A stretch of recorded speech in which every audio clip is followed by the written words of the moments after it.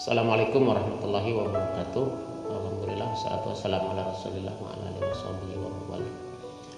Pemirsa dimanapun Anda berada, pada kesempatan kali ini saya akan menjawab satu pertanyaan dari seseorang yang ada di Cianjur. Pertanyaannya, Ustadz, belakangan ini kerap terdengar ada perempuan yang suami berbuat serong dengan laki-laki yang lain, bahkan tak jarang sampai berbuat di luar batas. Pertanyaan saya, bagaimana jika pergaulan terlarang itu si istri sampai hamil dan melahirkan anak? Ya, pertanyaannya, kepada siapa anak itu dinasabkan? Penjelasannya. Terima kasih atas pertanyaannya. Semoga Allah senantiasa merahmati kita semua. Dalam salah satu kitabnya, Al-Imam An-Nawawi menjelaskan salah seorang ulama madhab Asy-Syafi'i, ya, jika ada seorang perempuan bersuami kemudian hamil, yang dimungkinkan si istri itu hamil dari laki-laki yang selain suaminya, ya, maka ketika anak itu lahir dinasabkan kepada suaminya, ya. Hal itu dijelaskan di dalam kitab Majmu' Syarh Al-Muhadzab. Di sana disebutkan, wa ini sytaraka fi wat'iha fi tuhrin fa atat bi waladin yumkin ay yakuna minhuma zawj li'anna al-walad lil firash.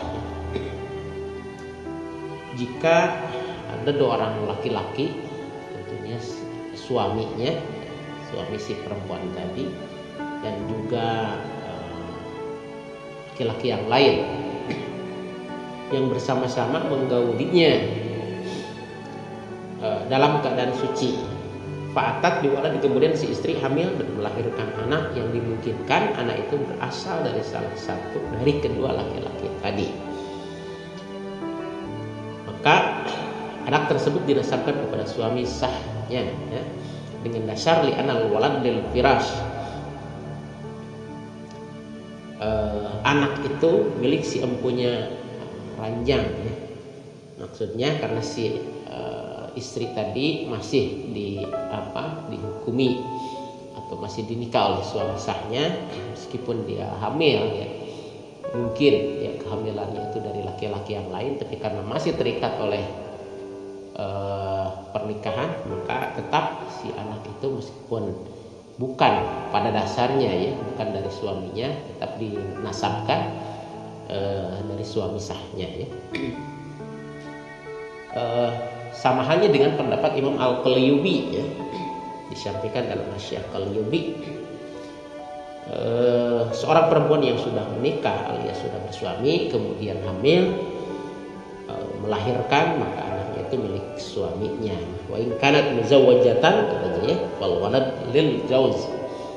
Ya, kalau ada seorang perempuan sudah bersuami kemudian berbuat serong dengan laki-laki yang lain dan hamil, ya, maka anak ini tetap dinasabkan kepada suami sahnya. Nah, itu berlaku untuk untuk si istri yang sudah bersuami. Berbeda halnya jika si perempuan statusnya lajang, ya, atau sudah lama tidak bersuami, kemudian hamil, ya, laki-laki, seorang laki-laki, maka nasab anaknya kepada dirinya sendiri, ya, karena tidak terikat pernikahan, sehingga ketika dia hamil maka nasabnya kepada dirinya sendiri, ya.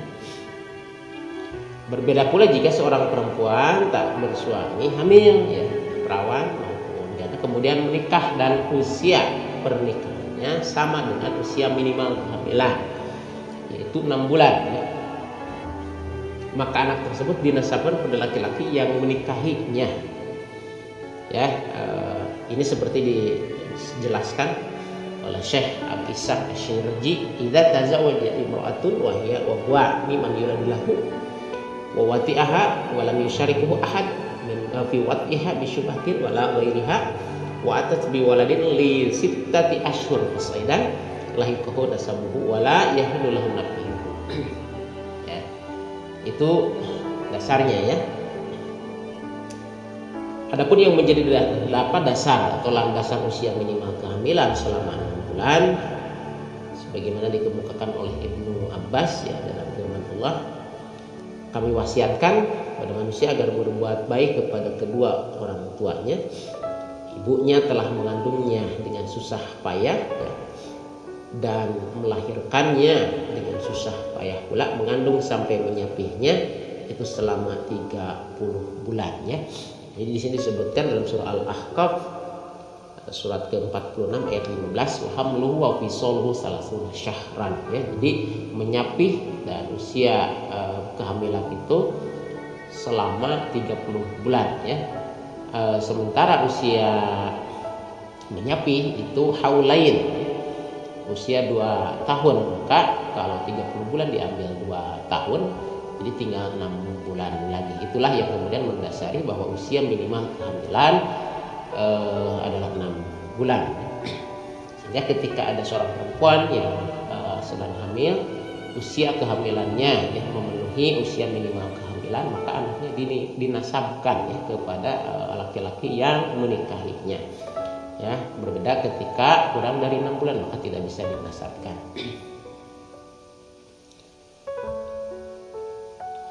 Kesimpulannya adalah jika seorang perempuan bersuami selingkuhnya sampai hamil ya, maka anaknya dinasabkan kepada suami sahnya ya.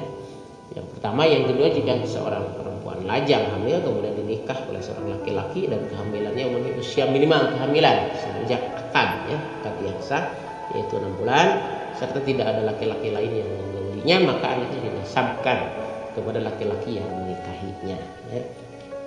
Kemudian jika perempuan lajang hamil kemudian dinikah seorang laki-laki dan usia kehamilannya kurang dari 6 bulan sejak akad, maka itu tidak bisa dinasabkan kepada laki-laki yang menikahinya ya.